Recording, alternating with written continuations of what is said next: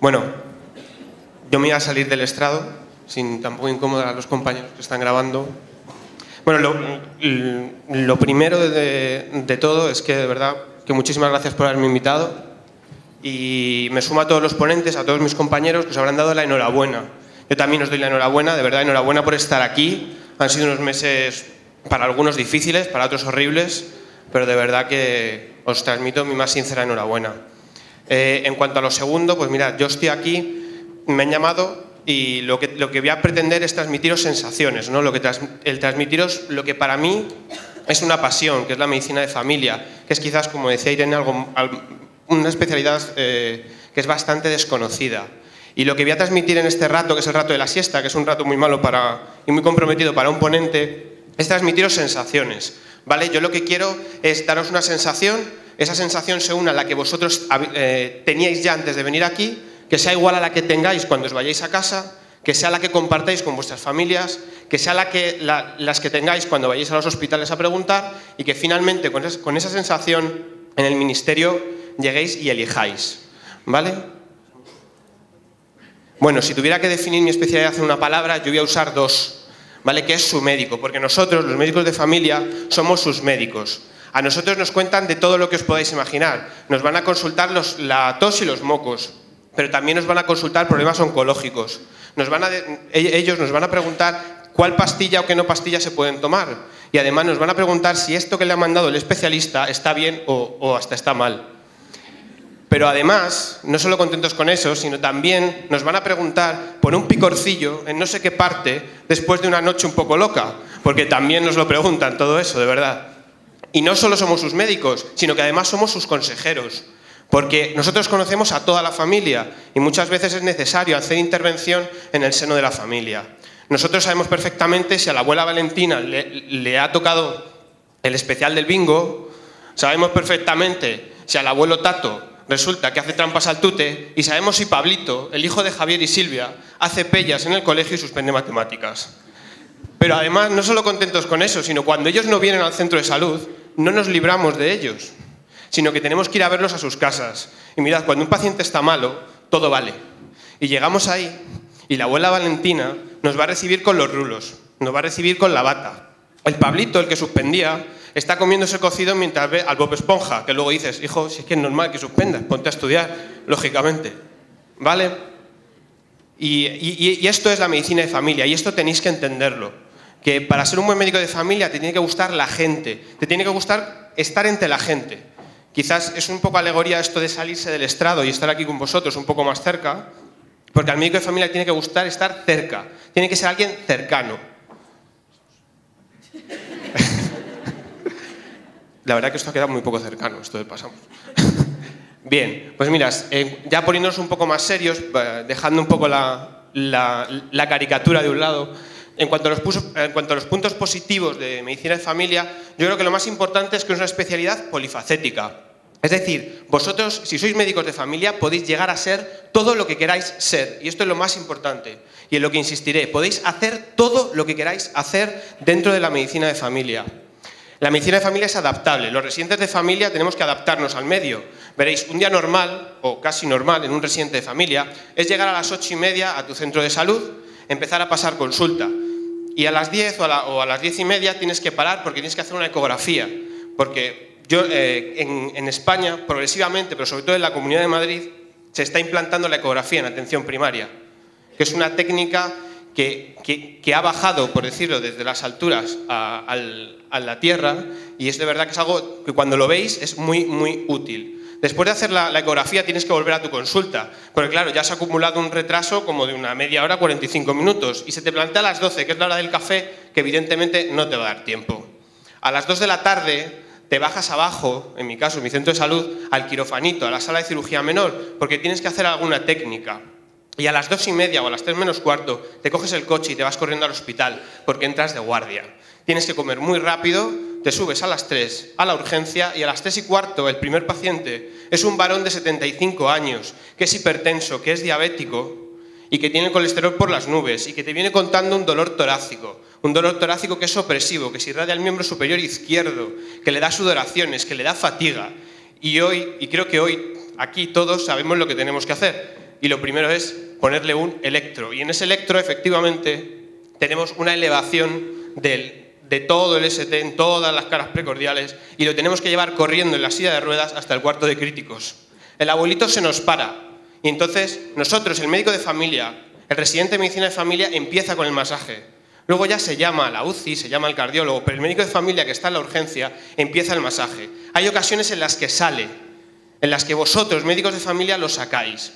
Esto os puede pasar en el hospital, pero también os puede pasar mientras hacéis guardias con las ambulancias. Y os puede pasar que tengáis que ir en una ambulancia a 120 km/h en la parte de atrás, luchando por no caeros, porque os caéis, yendo hasta Pozuelo, porque el abuelito no le ha dado tiempo a llegar hasta el clínico y se ha infartado en su casa. Como os digo, y todo esto, la primaria, la urgencia, la extrahospitalaria y otras muchas cosas, son las salidas del médico de familia. Como veis, son muchas y variables. Y os vuelvo a insistir en lo mismo, es que en medicina de familia podéis ser lo que queráis ser. A todos aquellos que no están muy seguros, que por circunstancias de la vida no pueden abandonar su ciudad, o tienen una familia de la que hacerse cargo y no pueden andar trasladándola, o aquel al que no le da para hacer cardio, no le da para hacer neumo, o no le va a dar para hacer endocrino. Pues de verdad, para vosotros también tenemos un hueco, porque os insisto, en medicina de familia podéis ser lo que queráis ser, de verdad. Hoy en día en medicina de familia hay auténticos adjuntos de medicina de familia que son especialistas en muchísimos campos médicos. A mí me toca muy de cerca la patología osteoarticular, pero también hay especialistas, médicos de familia, especialistas que también manejan otros campos médicos a la perfección, como el asma, como el EPOC y como la diabetes. Y además, no solo con eso, sino que son reconocidos por las sociedades científicas de cada una de las especialidades pertinentes de esos campos médicos. En cuanto a puntos negativos, pues no nos vamos a engañar. La verdad que la medicina de familia ha estado un poco distorsionada, un poco mal conceptuada, desde otras especialidades y desde la calle, como luego os contaré una anécdota. Pero bueno, es que ver 50 pacientes al día sin saber lo que te puede entrar por esa puerta es que es bastante difícil, es muy complicado y hay que verse ahí. Antes de decir nada acerca de la medicina de familia, tienes que verte ahí. Por eso la medicina de familia es algo difícil, es algo complicado, no pretendo engañaros, es algo difícil, hay que estudiar, pero hay que estar tranquilos, porque nosotros lo que nos importa es que tenemos que manejar todo el paciente y sobre todo la patología prevalente, que es lo que nos va a venir a la consulta. La patología prevalente tenemos que manejarla al dedillo. Para las cosas raras, para las cosas extrañas, gracias a Dios, tenemos unos compañeros especialistas que nos van a ayudar. Porque hoy en día la relación entre la especializada primaria y la especializada hospitalaria es estupenda, por lo menos en mi área, en Getafe, es estupenda. En cuanto a la responsabilidad de tener que estudiar, tened en cuenta que nosotros, la medicina de primaria, tiene que saber hacerse un hueco y ya lo estamos haciendo bien y lo queremos seguir haciendo bien con vosotros. Y necesitamos ser buenos médicos de familia, responsables, estudiosos y que manejemos bien las cosas para que los de arriba nos den todos los recursos que necesitamos, que a veces para todos son escasos y para nosotros también. Luego, os cuento una anécdota antes de pasar a rotaciones. Durante mi primer año de residencia, cuando mi abuela me preguntaba qué era lo que estaba haciendo o dónde estaba trabajando, le decía que en el centro de salud. Me costó un año de residencia que dejara de preguntarme, hijo, ¿y después del centro de salud qué especialidad vas a hacer? Pero al final, creedme que lo he conseguido, ¿eh? Bueno, estas son todas las rotaciones, ¿vale? Es un esbozo. Realmente las rotaciones son muy variables, dependiendo de la unidad docente, dependiendo del hospital que elijáis. Pero estas son un poco las rotaciones obligatorias. Si lo queréis revisar, están en el Libro Nacional de la Especialidad. Luego, como os decía, hay muchas rotaciones optativas. ¿Por qué? Porque podéis elegir vuestro camino y podéis elegir lo que queráis ser dentro de la medicina de familia. En cuanto a las guardias, nosotros hacemos guardias variadas, las hacemos de todo. Las hacemos en el hospital, las hacemos en los consultorios rurales, las hacemos extrahospitalaria, en ambulancias, hacemos guardias de trauma y hacemos guardias en los servicios en los que rotemos. Porque nosotros tenemos que ser unos auténticos todoterrenos. Y luego, en cuanto a elegir hospital, pues mira, esto tampoco voy a descubrir yo la pólvora. Esto es de toda la vida, hay una verdad universal que es que el tamaño sí que importa, ¿vale? Y esto es impepinable. Yo, salvo para esto, yo tengo una excepción. A mí para medicina me gustan los hospitales pequeños. Los hospitales juguetones, los manejables, los que tienes ahí. ¿Y por qué un hospital pequeño y un hospital juguetón? Porque mira, en un hospital pequeño hay pocos residentes de especialidad. Son muy buenos amigos tuyos, pero hay pocos residentes de especialidad. Y eso te va a permitir que seas el protagonista de la rotación, que seas el rotante del servicio en el que rotes. Y en ocasiones empezarás a llevar pacientes en vez de llevar el café, ¿vale? Luego, en cuanto a la urgencia, necesitamos un hospital pequeño porque necesitamos una urgencia con un volumen asistencial soportable, un volumen asistencial que nos permita aprender. Y además en la urgencia necesitamos que haya pocos especialistas de primera llamada, que haya los justos, para nosotros manejar cosas. Porque nosotros, como os he dicho antes, tenemos que ser unos todoterreno y tenemos que manejar muchísimas cosas. Luego ya la segunda llamada, ya les llamaremos, ya nosotros cogemos el teléfono y les llamamos. Y de verdad, con eso, con un curso de telemarketing, el especialista baja al minuto, no os preocupéis, que os hacen muchísimo caso. Luego, nosotros somos los más especialistas, quizás entre todas las especialidades, porque elegimos 2 veces. En el ministerio elegiréis por unidad docente, ¿vale? Y por hospital. Cuando elijáis por unidad docente, tened en cuenta que vosotros, vuestra mente es que tenéis que elegir por hospital. Tenéis que consultar las unidades docentes y los hospitales y ver muy bien, en todas las unidades docentes todo el mundo sabe que hay varios hospitales. Por ejemplo, en la Sur está el Hospital de Getafe y el Hospital de Leganés. Y todo el mundo sabe que el Hospital de Getafe se acaba antes que el Hospital de Leganés. Así que vosotros, cuando llegue el momento del ministerio, si el Hospital de Getafe tiene 18 plazas, por ejemplo, y elegís el 11º, muy bien, porque podéis elegir Getafe, pero si elegís el 19º, tened cuidado porque es probable que acabéis el Leganés, que si os gusta Leganés es estupendo, pero si no os gusta, mirad otras unidades docentes, ¿vale?